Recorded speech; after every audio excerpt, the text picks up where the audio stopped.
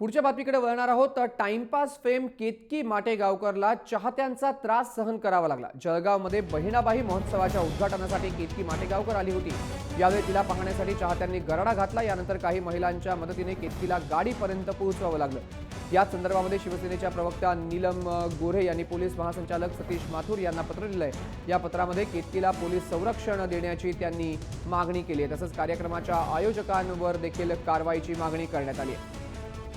बहिणाबाई कार्यक्रमाच्या वेळेला केतकी माटेगावकरला चाहत्यांचा प्रचंड त्रास सहन करावा लागला। त्या ठिकाणी चाहते जमा झाले होते, लोक जमा झाले होते, मात्र सुरक्षा त्या ठिकाणी योग्य पद्धतीने ठेवण्यात आली नव्हती असा आरोप आता केतकीच्या घरच्यांनी केला।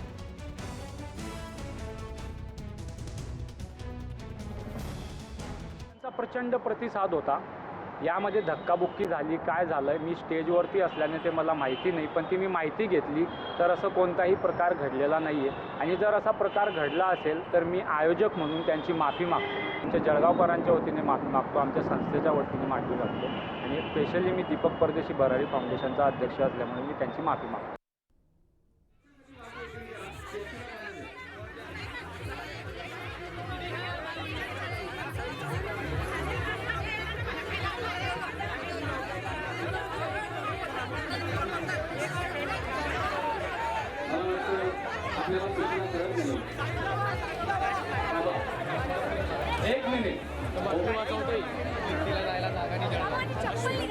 तर बहिणाबाई महोत्सवाच्या निमित्ताने चाहते त्या ठिकाणी जमले होते केतकी माटेगावकरला पाहायला। मात्र यानंतर केतकीला या चाहत्यांचा प्रचंड त्रास सहन करावा लागला। सुरक्षेच्या योग्य त्या उपाययोजना नव्हत्या असं म्हणत आता थेट पोलीस महासंचालकांनाच पत्र लिहिण्यात आलंय।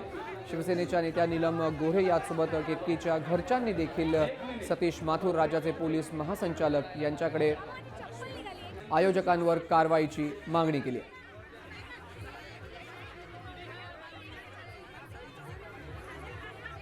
टाइमपास फेम केतकी माटेगावकरला चाहत्यांचा प्रचंड त्रास सहन करावा लागला।